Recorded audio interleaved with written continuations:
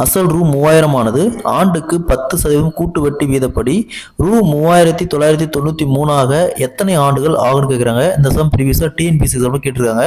கூட்டு வட்டியில் இந்த மாடலில் சம் கேட்டாங்களா? ஃபர்ஸ்ட் கொடுத்துருக்குற இந்த பர்சன்டேஜ் மட்டும் எடுங்க. 10%. எப்பவுமே பேசிக்காக 100% வச்சுக்கணும். அது கூட இங்கே என்ன சதவீதம் கொடுக்குறாங்களோ அதை ஆட் பண்ணிக்கணும். அப்போ 100 + 10%, 110%. ஸோ இந்த 110% நம்ம எப்படி எழுதுவோம்? 110 வகுத்தல் சதவீதத்துக்கு 100. ஒரு ஜீரோக்கு ஒரு ஜீரோ அப்படியே கேன்சல் ஆயிரும். மீதி 11 வகுத்தல் 10. ஸோ இந்த 10 அப்படிங்கிறது அசலுக்கான ரேஷியோ. 10 அப்படிங்கிறது அசலுக்கான ரேஷியோ. 11 அப்படிங்கிறது அசல் ப்ளஸ் வட்டி ரெண்டும் சேர்ந்து மொத்த தொகை. அப்போ 10க்கு நேரம் அசல் எழுதிக்காங்க. 10க்கு நேரம் எவ்வளோ? அசல் 3000 ரூபா. அடுத்து மொத்த தொகை 3993.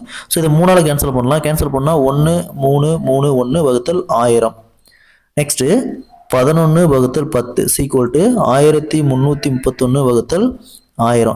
நெக்ஸ்ட் இந்த 10 எத்தனை டைம் இருக்குன்னா 1000 வரும் பாருங்க, 3 டைம். அதே மாதிரி 11 எத்தனை டைம் இருக்குன்னா 1331 வருது, 3 டைம். ஸோ பாருங்க காமனா 3 வருது. ஸோ அப்போ இந்த 3000 ஆனது 3 ஆண்டுகளில் 10% கூட்டு வட்டியில ரூ 3993 மாறும். Option D is the correct answer. இந்த கொஸ்டின் பொறுத்த வரைக்கும் நமக்கு கியூப் டேபிள் தெரிஞ்சிருந்தா போதும், நம்ம ஈஸியாக சால்வ் பண்ணிடலாம்.